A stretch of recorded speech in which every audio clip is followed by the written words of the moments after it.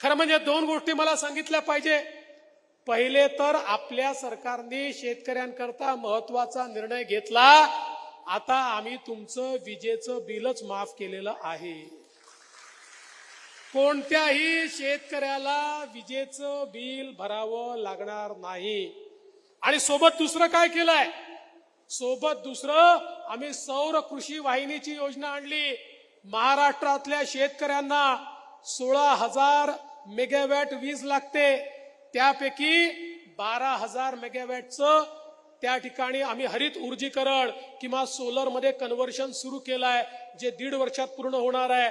उलट 4,000चं आता काम अजून चालू करतोय.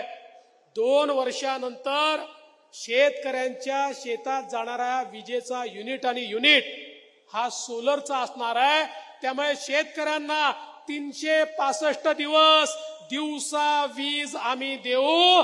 त्यांना रात्रीच्या विजेची आवश्यकता पडणार नाही.